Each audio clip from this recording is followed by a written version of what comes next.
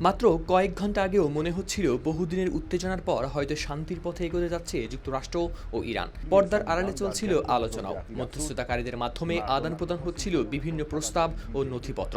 এমনকি মার্কিন president Donald ট্রাম্পও আশা দেখছিলেন খুব শিগগিরই দুই দেশের মধ্যে হতে পারে একটি সমঝোতা স্মারক। ঠিক তখনই নতুন করে ইরানে হামলা চালালো বর্বর ইসরায়েল। আর সেই হামলা শুধু মধ্যপ্রাচ্যের উত্তেজনাই বাড়ায়নি, বরং ট্রাম্পের পুরো ইরান কৌশলকেই ঠেলে দিয়েছে নতুন অনিশ্চয়তার মুখে। এখন প্রশ্ন উঠছে, সত্যিই কি সব সিদ্ধান্ত ট্রাম্পের হাতেই রয়েছে, নাকি ওয়াশিংটনের হিসাব নিকাশের বাইরে নিজেদের মতো খেলছে তেল আবিব? ডোনাল্ড ট্রাম্প মনে করেছিলেন তিনি পরিস্থিতি নিয়ন্ত্রণে রাখতে পারবেন। তার আশা ছিল 2024 সালের এপ্রিলের মতো এবারও কয়েকদিনের মধ্যেই ইরান ও ইসরায়েল সংযম দেখাবে এবং সম্ভব হবে বড় ধরনের সংঘাত এড়ানো। কিন্তু বাস্তবতা এখন হয়ে উঠেছে অনেক বেশি জটিল।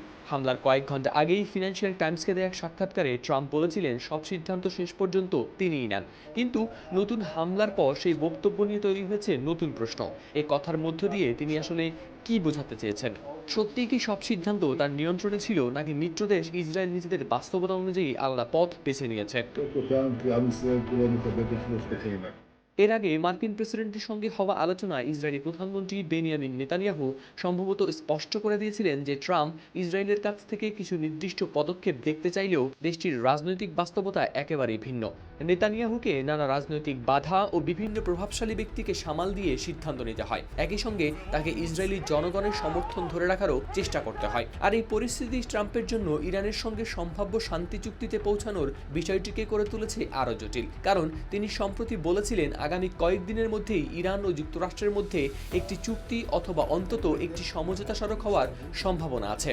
মধ্যস্থতাকারীদের মাধ্যমে দুই পক্ষের মধ্যে প্রস্তাব ও নথিপত্র আদান প্রদান চলার কারণে ট্রাম্প বিশ্বাস করেন যে একটি চুক্তির সম্ভাবনা এখনও আছে। Howlader Shamim, RTV। Middle East is known for conflict and fighting.